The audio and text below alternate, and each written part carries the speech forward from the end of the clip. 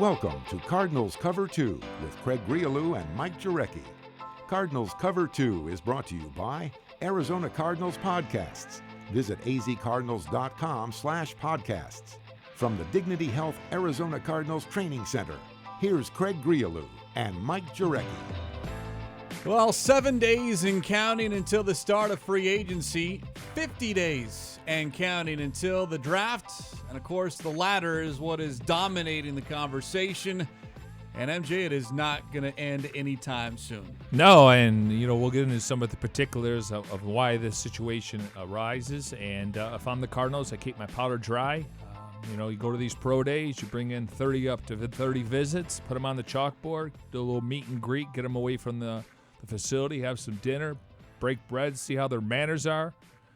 But yeah, I could be wrong just because I'm sure teams want to know what's going on.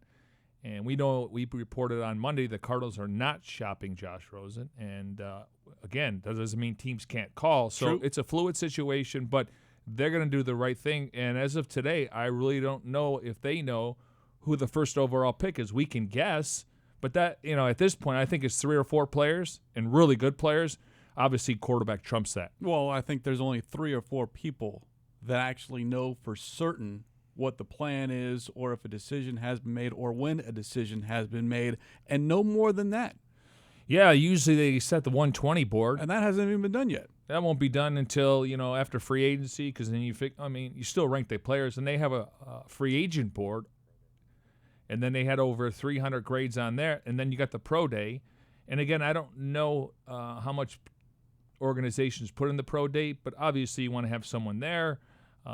Curious to see if Murray actually weighs himself again, or we're going to have to go by the eye test. I think he's going to run his 40 time, and I think that's where he's, besides we know he can play at the next level. We think he can based on history and what's going on the last couple of years. Probably going to run a 4.33. And I don't know if we're going to have any drops. If ball doesn't connect, it's because the receiver dropped it. So it's scripted, and he's going to be throwing to guys he's very familiar with. Pro days, but I think those visits are so much more important. Yeah, Kyler Murray's pro day next Wednesday, and it's certainly no shortage of things to talk about heading in to not only free agency but also the draft. And with that, let's take off here on this Wednesday, let you know what's ahead on the show. We'll hear from Cliff Kingsbury what is and what isn't true regarding the number 1 overall pick. Speaking of which, we'll debate what the Cardinals should do with both Albert Breer of the MMQB and Pete Prisco of CBS Sports. We'll discuss the Cardinals' free agent needs at linebacker and offensive line. And, of course, your questions via social media using the hashtag CardsCover2. Hashtag CardsCover2 using the number 2 to get involved in the show. We do it every Monday, Wednesday, and Friday here from the Dignity Health Arizona Cardinals Training Center. But first, the news of the day. Reported yesterday, it became official today, and that is linebacker Josh Bynes has been released. A real good guy, not only on the field, but off the field as well. One of those quote-unquote go-to players that the media would always look for because, 1, he was readily available, and 2, he always gave good insight, even when times were bad. He always made himself available, but even on the field, he started 11 games last season, 75 total tackles, tied for 5th best on the team. And remember, when he joined this team in the middle of training camp in 2017, I don't know if it's overstating that he saved that position, but you can make the case because he was brought in for depth purposes and all of a sudden worked his way up to becoming the starter and then really the quarterback of that defense because the other guys the Cardinals had were either hurt, banged up, or they just didn't trust. But unfortunate because it's a business, and now with the change in coaching staffs, perhaps what the Cardinals look for at a linebacker, they don't see with Josh Bynes. Yeah, now they're going to go with the 3-4. Josh Bynes, you can build a case, and you're seeing some highlights here, is he was probably the leader of that defense and maybe the MVP. I know Chandler Jones and Patrick Peterson will get that title just because of the nature of the positions they play. Really good against the run. Struggled in coverage. They rewarded with a contract extension, but I think he's more of a 4-3 guy. And listen, his perseverance in life, he's been through this before, but he was able to, get a couple years with the Cardinals, and so obviously At this point in time, it gives him an opportunity to go out in free agency now, know where he's at. You don't want to go to camp and then get cut late, and then you're on the street for a few weeks. So in the perfect world, he would like to probably come to camp and compete, but they made that decision for him. They say about $1.75 million. This really wasn't about cap casualty. It was more about we want to get better. We want to get more athleticism at that inside linebacker spot, and I think it's going to be a need when we're talking about this next week. And he'll count about $333,000 in dead money against the cap. So, again, I don't think it was for lack of production because we know he filled up the stat sheet. You mentioned his numbers.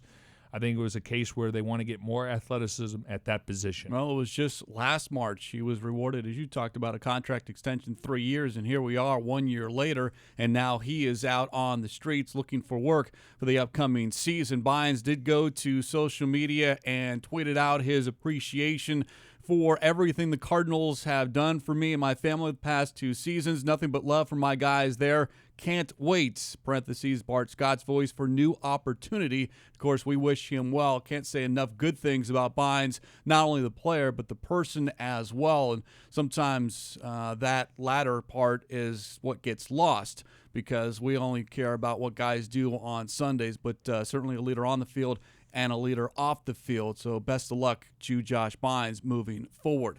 Now, of course, and we'll talk a little bit more about this coming up, but when you look at the linebacker position with the Cardinals, the trickle down, and specifically inside linebacker, there's not a lot of depth there, and you got to think the Cardinals will be looking for that draft or free agency. But Hassan Reddick right now is your number one guy, and then, of course, everyone wants to know about Damon Buchanan. He's an unrestricted free agent, but certainly he would make sense to come back, but we're talking about what do the Cardinals want or look for as far as a fit with Coach Vance Joseph now as the defensive coordinator. Yeah, there's some names out there, and I know everyone's going to mention C.J. Mosley and also Quan Alexander, and I just think they're high-ticket items, not saying the Cardinals couldn't afford it, but, again, you got to look at free agency as a pie.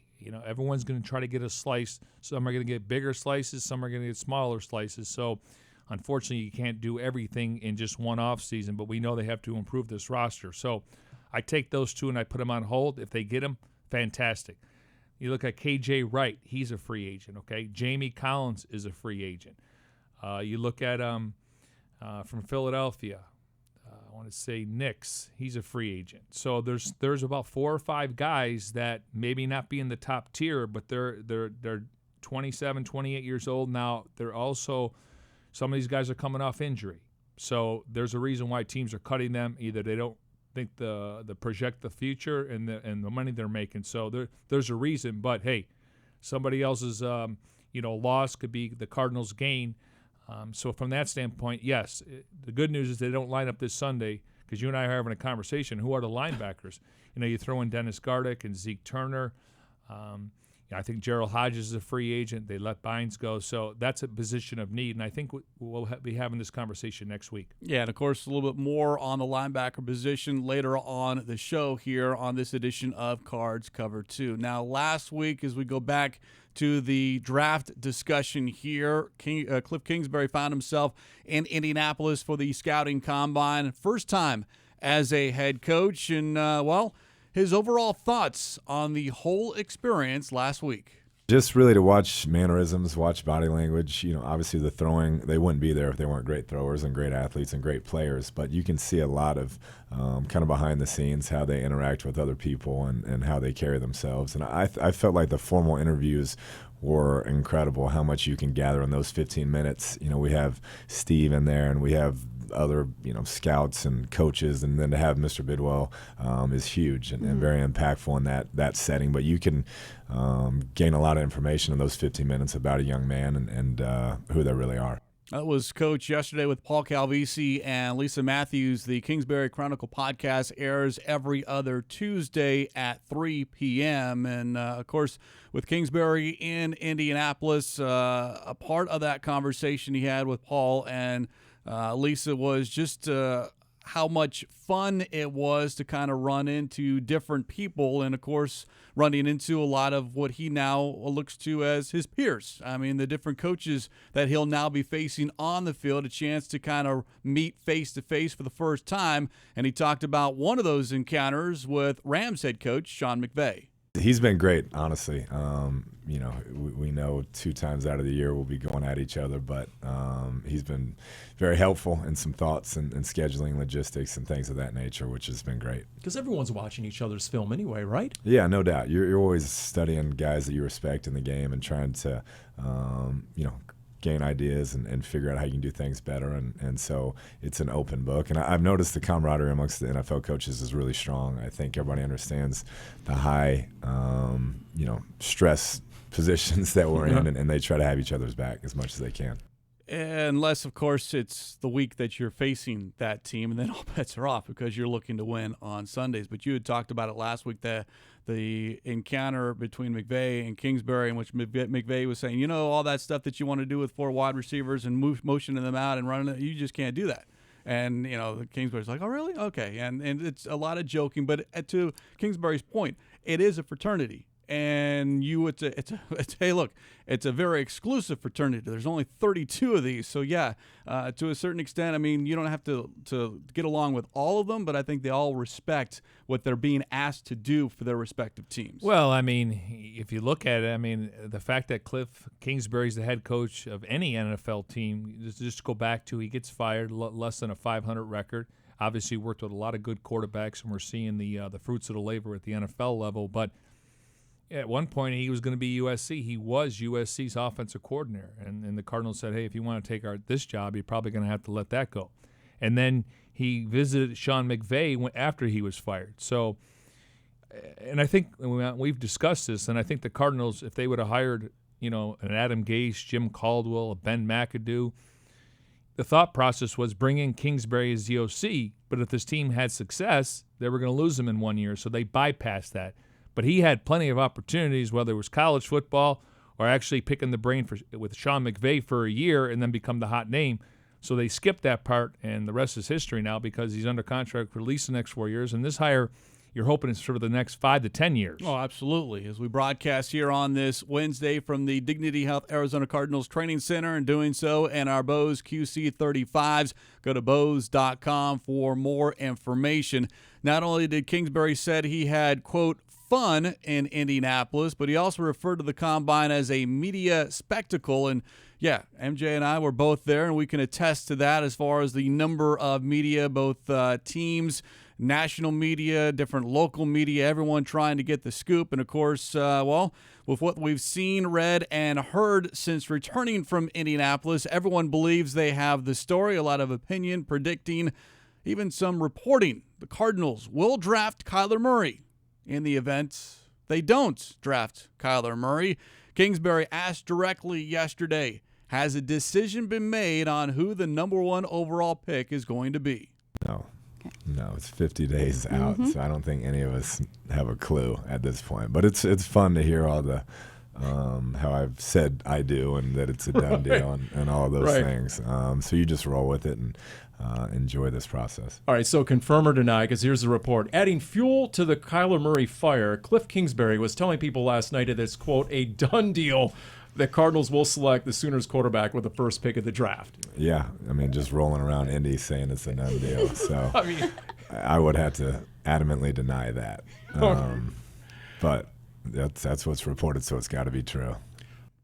At least Kingsbury can joke about it. But to what we've been saying, and we've been saying it for a while, and we'll continue to say it every single show, that no decision has been made. No decision will be made until probably mid-April or late April, but certainly not going to stop a lot of the talking heads out there or people with a pen and a computer to put their opinions and try to dissect what the Cardinals will or will not do. And at least for the Cardinals, it keeps them front and center in the headlines. And as they say, all publicity is good publicity as long as you spell your name right. Yeah, I think there should be something on like Twitter or any social media, like at 10 o'clock or 10:30. If you've been drinking, you shouldn't be able to press send.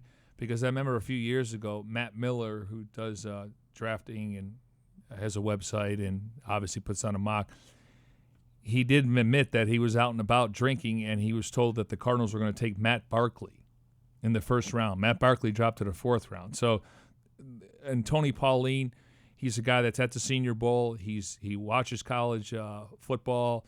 He does have some connections. But to say that Kingsbury told someone it's a done deal, that is very inaccurate, and I'm glad Cliff addressed it. Yeah, sometimes it's better not to hit send. Don't press send. That's what they tell the recruits. At some point, maybe you just need to tell media members as well. Listen, I know a lot of people go to Syracuse, Northwestern. Wait a second. Arizona State. Careful. For the broadcasting school and the Walter Cronkite. And I haven't sat in front of a class, but I do get parents to say, what's the route to go? And I'm like, your Twitter and Instagram and your Facebook now becomes your resume. Yes.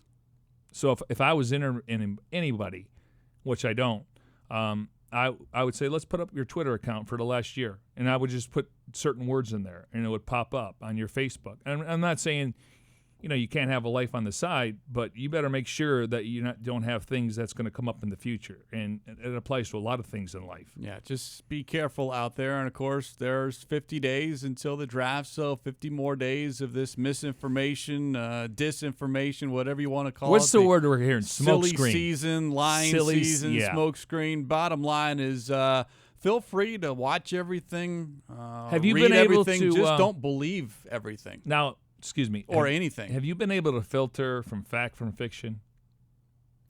For right now, it's just it's all fiction, and it just becomes fun. If you enjoy that. Now, some of it can be just a little bit too much, and you're like, okay, I need a break. But everything right now, it's all fiction. So it's fiction that the Cardinals consider 3 guys at the top of the draft? I don't know. It could be 4. Yeah, right. I'm it just could saying. be 5. But I think that's somewhat factual. Okay. But I'm saying in general, though, you just got to filter through it. If it looks too good to be true, don't buy into it. Definitive statements, yes. Right. Put that to aside. But, we'll play along here on Cards Cover 2 with the debate because it's all anyone wants to discuss and talk about. And we'll give you our opinions. And, of course, right now we've got 2 voices, 2 very different opinions on whether the Cardinals should draft Murray or stick with Josh Rosen. We'll go with the former first. Albert Breer, senior NFL reporter, lead content strategist at the MMQB, made it very clear to us where he stands when we spoke with him at the Combine last week. All right, from an outside perspective, do you see Kyler Murray and the Arizona Cardinals as a fit? I'm not ruling out the idea that Kyler Murray could be a Cardinal. I have no reason not to believe Cliff. I do think it was interesting the way Steve Keim addressed the question. I'm not even going to say I think. I know he's a good fit because I talked to Lincoln Riley about this last week. And Lincoln was a college teammate of Cliff's, coached against Cliff the last 4 years in the Big 12, and obviously had Kyler in his program the last 3 years. There's no better person outside of those two to tell you whether or not he's a fit. And Lincoln said he's absolutely positively a fit for Cliff Kingsbury. And so, there's no question. I think Cliff is adaptable to different types of quarterbacks. I mean, over the last few years, he's coached Johnny Manziel. He's coached Patrick Mahomes. He's coached Davis Webb. He's coached Baker Mayfield. So he's worked with different types of quarterbacks. But I don't think there's any question that Kyler Murray would be a very, very good fit for what they want to do. All right, if the Cardinals stay at number 1, is the right pick Nick Bosa? I think it depends. Look, they took a big swing on Cliff Kingsbury, right? And I think Cliff's got the ability to be a good NFL head coach, but the bottom line is you just hired somebody who got fired at a Big 12 school, right? And so it's a big swing. The organization's taking a leap of faith on the belief that Steve Keim has in Cliff Kingsbury. If you're doing that, I'd always advocate going all the way. And if Cliff Kingsbury comes to you and says, Kyler Murray is everything we want in a quarterback, everything I want in a quarterback, everything that I've envisioned a quarterback being in my offense, I think you have to trust Cliff and take him. Even if it's Josh Rosen is an 85 out of 100 and Kyler is a 95 out of 100 in that offense, you have to do it. I think Nick Bosa is the best player in the draft. I think there's no way you'd be disappointed if you had Nick Bosa on your roster. But if Cliff comes to you and Cliff says, I believe Kyler Murray is the perfect player for my offense, go all the way with it. We know the Cardinals have a lot of holes to fill. Yep. I'm sure if push came to shove, Keim would love to be able to trade out of that spot to acquire more picks, fill more holes. Yep. How far down do you think the Cardinals could go?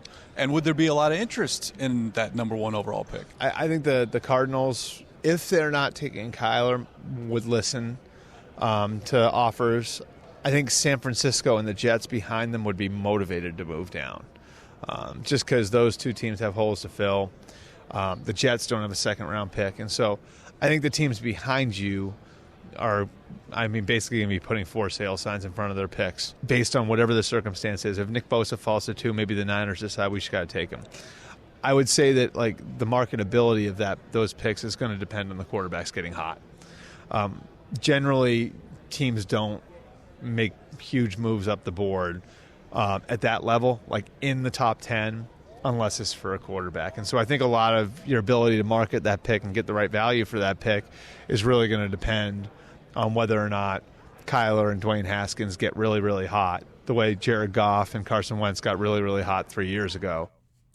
Certainly understand Breer's conviction and opinion that if you're going to go outside the box with your head coach, then you might as well go all the way, as he put it, with your quarterback. And I don't think anyone, MJ, is arguing whether Murray fits with Cliff Kingsbury. That's not a debate. It's okay. It's and what we've discussed is the trickle down. It's like, okay, if you use that number 1 pick on a quarterback, whomever it may be, when you just did it a year ago, okay, well now are you really getting any better because you have so many holes to fill, and now you've just used not just a draft pick, but the draft pick, and now all of a sudden one of those other holes, a defensive lineman, a linebacker, whatever it is, offensive tackle, that is a pressing need.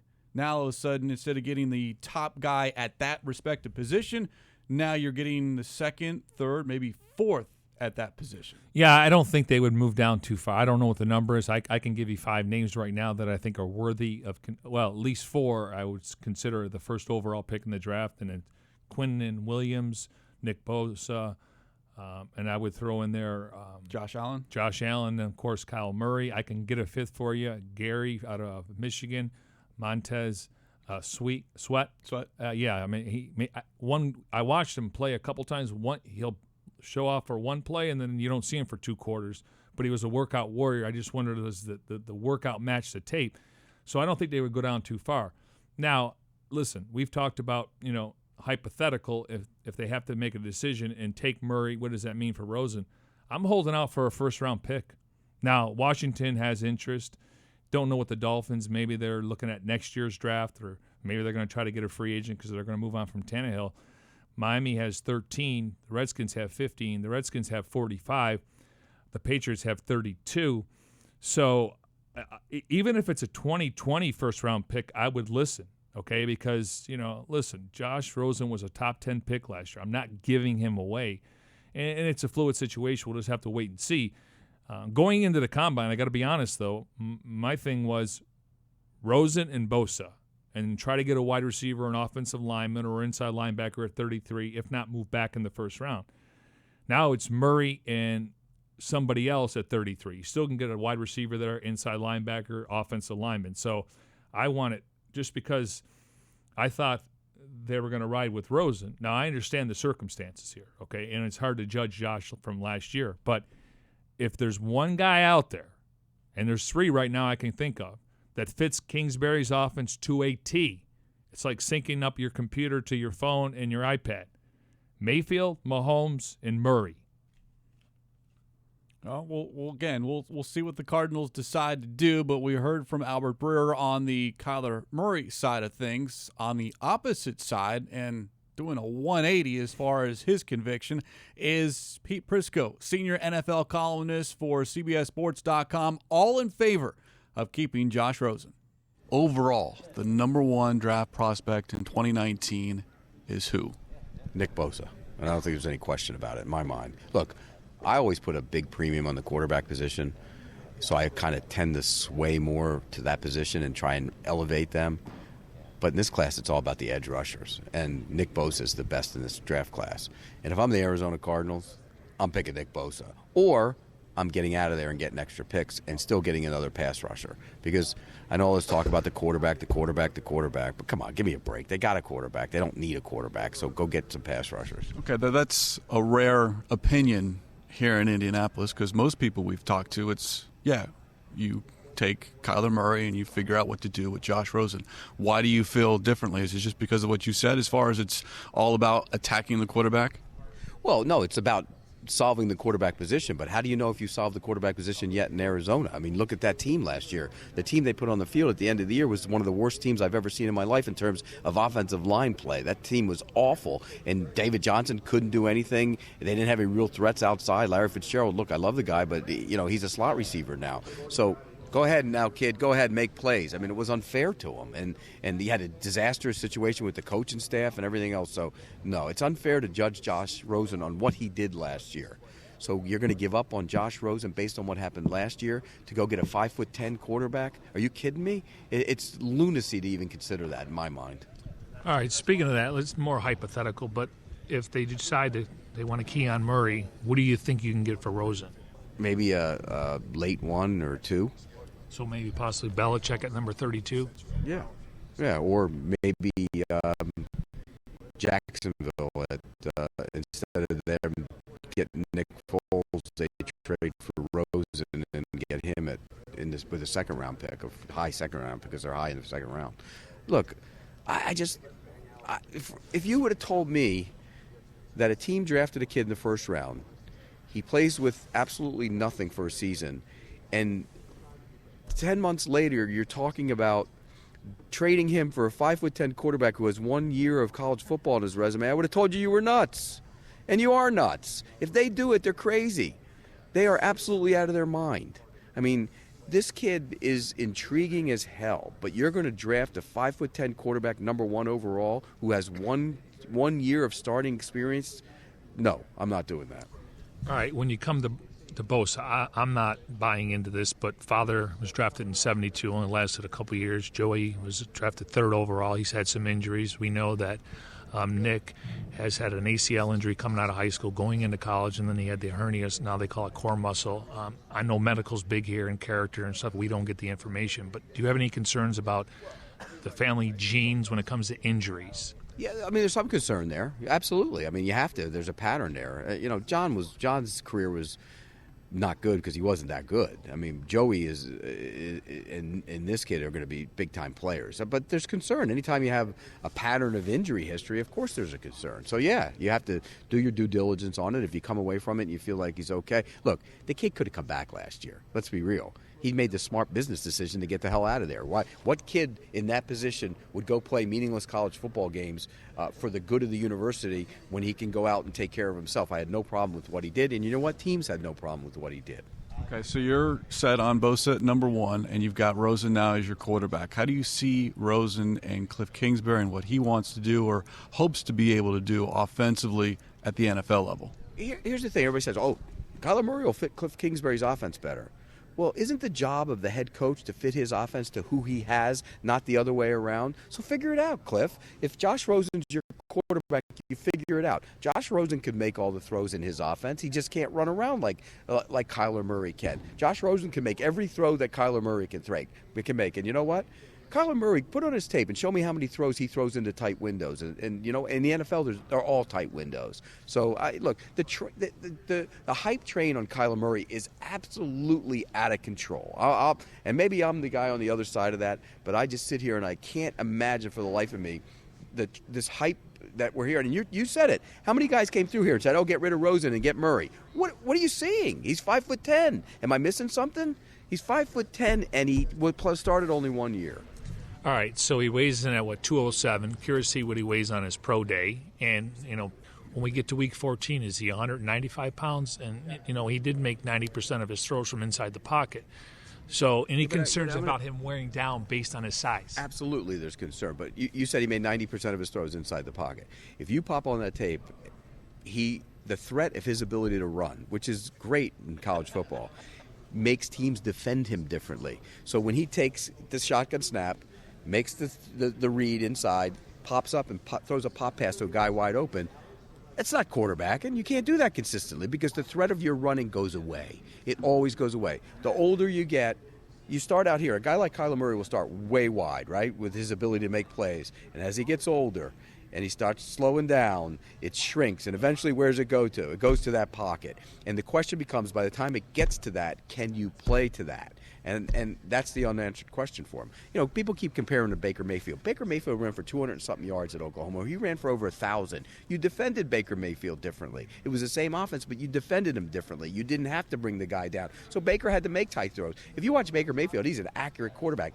This kid isn't an accurate quarterback. If you look, a lot of his balls are high and wide and everything else. So there's no comparison between the two. If you had to rank last year's class to this year's class, where do you put Murray and Rosen? Look, for me, I take Rosen. I'll be honest about it. I wouldn't put Murray. I put Drew Lock ahead of Murray. That's me. I'm not putting a 5'10" quarterback who's schemed up open throws all over the place. Like, I call them, if I can make them throws, they don't count when I do the evaluation of a guy. So if a guy stands up and throws a quick screen to a wide receiver and it goes for 38 yards or something, I can make that throw. I can stand up and throw it to the sideline, so it doesn't count. So I look for throws into the middle of the field. If he's going back, if he going through his progressions, is he going 1, 2, 3, or is he a 1 and get out? How difficult it's going to be for Kingsbury? We know that he's considered an innovative play caller, but just about the hash marks. Is that going to be a big adjustment? That's a major adjustment. I mean, when you're that wide, it's a lot easier to call plays. It's different when you narrow the hash mark. All those guys talk about that. That's going to be a major adjustment for him. But he's a smart guy. Cliff is a smart guy. He understands football. He's going to figure it out. You know, everybody who kills the Cardinals for hiring him, you didn't win it. It's football. You know, he can figure it out. If you're a smart guy, you can figure it out. Overall, when you look at this draft, where do you think there's value, positional value, maybe on day 2, day 3? Offensive line, defensive line. So, you know, if you're the Cardinals and you're looking for offensive line help, there's some value there. And defensive line, there's a lot of value all the way back in. There's no star receivers, I don't think. The running back class, I think you're going to get a lot of good runners in this, which is where you should get them in the 2nd, 3rd, and 4th round. But the lack of star power in this draft kind of takes away from what people see it. But I think it's a deep draft for line, pass rushers, all that stuff. So if you need the defensive line, it's a good class. Always good to catch up with Pete Prisco, never short on an opinion. Or and two, of course, or 3. But look, you heard 2 varying degrees on what the Cardinals should do, and we'll continue this conversation from those that we talked to at the Combine last week in Indianapolis. We'll do it again on Friday. And look, as we said, this talk is not going to go anywhere, and it's just amazing how much it has dominated the conversation when, let's not forget about it, a week from today is the start of NFL free agency. People forget free agency starts before the draft, and you can fill a lot of holes. Legal tampering will begin on Monday afternoon. We know the Cardinals have a number of needs, and we discussed one of the bigger needs, wide receiver, with Kyle Odegaard during Monday's show, and Kyle has done a great job of putting together free agent primers on each position group. You just go to azcardinals.com for those. In addition to wide receiver, another position of need is linebacker. And as we opened the show, Josh Bynes has been released, so that opens up a slot, especially at inside linebacker. And with that as the backdrop, here are Kyle and Lisa Matthews breaking down linebacker. Welcome back to Free Agent Primers. Lisa Matthews, Kyle Odegaard here with you, talking all about the linebacker position and 2 guys that are back in the linebacker corps, Chandler Jones, Marcus Golden. Of course, looking from the outside in, Chandler Jones holds it down on one side, but his buddy Marcus Golden is set to hit the free market. So what is the likelihood of them continuing on here in the Valley together? Yeah, that's a legitimate question. Marcus Golden obviously had a huge season his 2nd year, 12.5 sacks, had the torn ACL a couple years ago, was trying to get back last year, didn't put up huge numbers. So it's a very interesting question about what kind of market he's going to have, if he's going to test free agency and find a lucrative deal because pass rushers do get paid, or if he wants to do maybe more of a shorter term deal, whether that's here or elsewhere. He does want to be back. He's talked multiple times about wanting to stay with the Cardinals, but you have to figure out if the money makes sense and if there's a spot for him. Right now there certainly is, because like you said, Chandler Jones is on one side, question mark on the other. And he's definitely a guy that that the front office loves, just the way that he plays. Fans love him, so it'll be interesting to see what happens here. Now looking on the inside, Dan Buchanan, who was such a staple for this defense, talking about a couple years ago under the Arians era, never really found a role under the Wilkes 4-3, but reverting back, could this mean he finds a role again in this defense? Yeah, I think the likelihood of him coming back is certainly increasing because, like you said, under Steve Wilkes' defense, He wasn't playing very much. He wasn't too happy with not playing, and it seemed like he'd be gone. It was a foregone conclusion. But coming back to what he did, like you said, with Bruce Arians, he found success. And now, does he have a role with this new team? It's once again figuring out the market. Does another team, Bruce Arians and Todd Bowles are in Tampa Bay. James Bettcher is in New York, his other former defensive coordinator. So he has experience with other teams. It depends if the Cardinals want him back and if it's the right price. But certainly the likelihood is higher than maybe when they had the former staff in place. And the Cardinals added Brooks Reed to the bunch. So this is a high priority in free agency, but first comes free agency, then comes the draft. So there's a lot of question marks in the mix of things. But stay tuned here, March 13th, it all begins.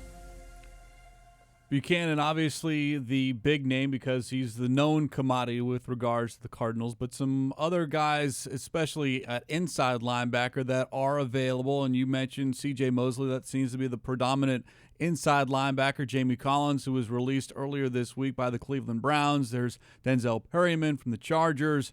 Anthony Barr, Vikings, Thomas Davis, Panthers, Will Compton, Packers. I mean, there's a lot of names, and I'm sure the Cardinals will attack inside linebacker, maybe even immediately, or at least a two-pronged attack with inside linebacker and offensive lineman and wide receiver, maybe, three-pronged, because that is such a weakness right now when you just looked at the roster from a depth perspective. Yeah, I wouldn't be surprised this time when we're on the air, because announcements can be made at 2 o'clock that they've signed a inside linebacker, they've signed a wide receiver, and they've signed an offensive lineman, maybe in particular left guard.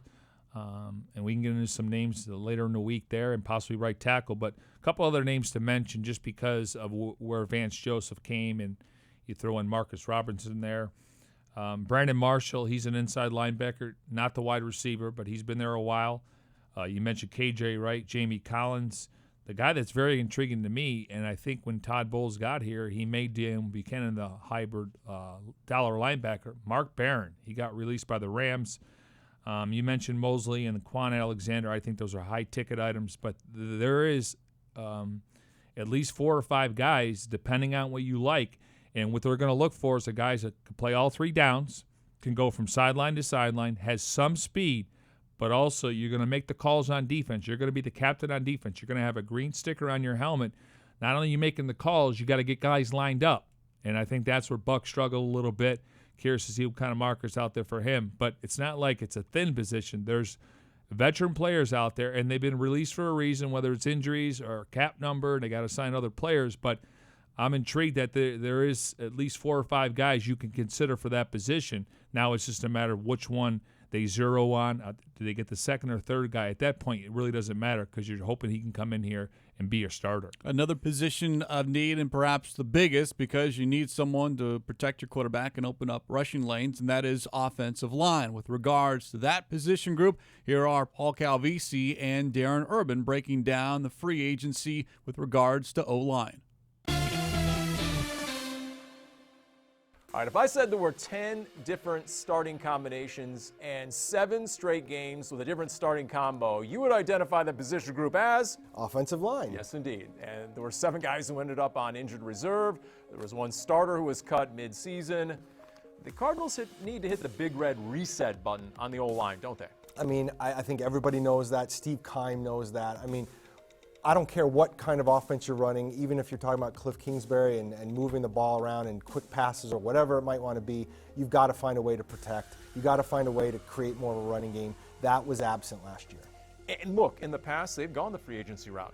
Justin Pugh last year, Andre Smith, I mean, going back to Mike Upati, heck, you can go all the way back to Oliver Ross. We remember that. So are those guys out there? Do they have the cap room, first and foremost? Because offensive linemen are expensive. Well, they're expensive because the few good ones that do hit the open market these days, there's a lot of teams that want them. When you look at the possibilities of who could be free agents by the time we get to March, I think the pickings are going to be slim in terms of the really good ones. You're probably going to have to overpay to get a couple of those guys in there. And the reality is adding in free agency helps you quicker because kind of like wide receiver, it's tougher to fit in a rookie offensive lineman and have him do really well. Mason Cole obviously had to start all last year at center, but You know, he had his ups and downs. You'd rather have a veteran if you could. I mean, you have some guys in their mid-20s, Trent Brown, Donovan Smith, Juwan James, but they're going to get big money and their teams might tag them. Let me throw out a name. How about Jared Valdir, the former Cardinal, right tackle, and remember he played last year for Sean Kugler, the new O-line coach in Denver. And Coug says he had a really good year when he wasn't injured. He wasn't fully healthy, but when he played well. I could see a return of Jared Valdir. What do you think? Maybe. I would say with Jared Valdir, the issue is just what you said, the injuries. Well, I think one of the reasons the Cardinals were willing to move on is because he couldn't stay healthy. And if he got hurt again last year, that's tough. Okay. Joe Barksdale, of course, he's a guy on the current roster, could be a guy they re-signed. They had him at the end of last year. Possibly. Okay. All right. New O-line coach. We'll see if it's a new O-line period starting March 13th. They mentioned some good names there. Now, I would agree. You're talking about big ticket items, just like last year. Andrew Norwell, he got $14 million a year. They decided to sign, Pugh at $9 million a year. Big year for Justin Pugh. He's got to stay healthy. So those guys he mentioned definitely are quality, but they're also going to cost you a lot of money. Well, and to that point, Donovan Smith actually did re-sign with Tampa Bay, 3 years, $41.25 million, 27 guaranteed. And we've seen the Cardinals go after guys, and Jared Valdir is one name that comes to mind, and Calvisi brought up potentially bringing him back, and Justin Pugh. Valdir was very successful before the injury started to wear him down. But when you're talking about offensive linemen, yeah, you're going to have to overpay perhaps at a certain point. I mean, unless you're the Patriots and you don't tag Trent Brown, there are not a lot of guys that are perhaps worthy of the quote-unquote franchise tackle, because that's what you're looking for, specifically left tackle to protect the quarterback's blind side. But you're probably going to have that is where the bulk of your free agency money is going to go if there's someone you really want, because you're not going to be the only team that's going to want that guy. Yeah, now the Cardinals, they could, they own the rights to John Wetzel. He's a restricted free agent. He could play 4 different positions. Maybe he could play center, but I know he could back up both tackles and the interior, at least the guard position. The name that you may hear over the next week is Andy Levitre. He played with the Atlanta Falcons. The last 2 years, he's torn a tricep, but he's a good quality player. He's a plug-and-play guy at offensive guard, whether they want to move Pugh to the left side with Humphreys or they want to keep him there. Ode Abushi is a guy that Cardinals could retain if they choose to. So, you're looking at bodies now. And then the right tackle position, I think it's wide open. And when I look at right tackle, you got DJ Fluker, who played for the Seahawks last year. He can play inside also. You got the Cowboys right tackle, Cameron Fleming. And then, you start looking at some guys. Position flexibility. There's a couple guys on the Bills. One has over 30 starts in his career, played over 1,000 snaps. They're more guard and tackle, so be curious to see. We know position flexibility is one way you can stick around. Just ask a guy like Earl Watford and John Wetzel, guys that can do more than just one thing. And I ran into Corey Cunningham today, and he's still rehabbing, so hopefully we're talking about him in the future because he could eventually be the swing tackle, but that means you got to find a starter first. And as for Joe Barksdale, I think they were intrigued. But I was told maybe with the new offensive line coach, he may not fit the scheme. And again, instead of forcing it, you go out and try to find someone that's going to fit the scheme. You just look at the entire offensive line, whether it's the left side or the right side. I think every position could be addressed, whether it's in free agency or the draft. And I didn't even mention Shipley. Well, but I would say center might be the one position that is real stable to where you don't need to search. I mean, maybe you bring in, for depth purposes, but when you have a Mason Cole and an A.Q. Shipley, again, Shipley I know has been out, and we'll have to see how healthy he is, but you have 2 solid guys right there at the center position that are capable of doing the job. Can you always get better? Sure, but why? I'm going to say waste money, but use that money more wisely to a tackle position or a guard position, because you know what you have at the center spot, provided Mason Cole gets a little bit stronger and Shipley is able to come back as we expect and hope he is, and that is being that guy who is durable and a capable signal caller under center to help a young quarterback, be it Rosen or Murray. But I would think, yes, wide receiver, linebacker, offensive line, and you can argue what is more valuable as far as a position. To me, they're all priorities. Yeah, and I just, for me, it's offensive line, because it all starts where that ball is snapped. And it doesn't matter what kind of playmaker you have if your quarterback has no time to throw. And then defensively, we know what the struggles were as far as stopping the run. But I would certainly make offensive line a priority. But I don't want to see this team write a large check. And they might have to, but too many times, especially in the last couple of years, we've seen that big ticket item, and then all of a sudden, at some point in the season, they're on the sideline. Well, I mean, you're rolling, and that's just and then I get it. It happens. You're you rolling can't the dice. Forecast that, but yeah. But if somebody has a history, then don't be surprised. Andre Smith had a history of not being able to stay healthy. I think Justin Pugh, if he's healthy, I think he can help this team. There's no doubt in my mind. Excuse me, but the last 2 years he's been on IR. I mean, and that's one of the reasons why these guys are going to be available. And so maybe you don't have to overpay.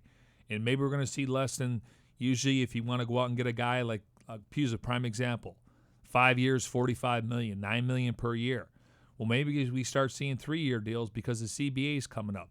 It's beneficial for the player and it's beneficial for the team. If you're not playing up to par after 2 years, we're going to get rid of you. So maybe we won't see those 5-year deals. I would go to lesser deals. Now you're rolling the dice. Guy pans out. You're going to have to extend him, and it's going to cost you more. But on the other end, you can get out of a contract if you choose to. The Cardinals have made an internal decision that Mason Cole, natural position, is going to be center. Yes, he was moved around out of help for Jim Harbaugh at Michigan, but they look at him as a future. And, again, he's the only guy on that line and on offense played over 1,000 snaps. And so he's going to stay there. I think Shipley will be a great sounding board for him.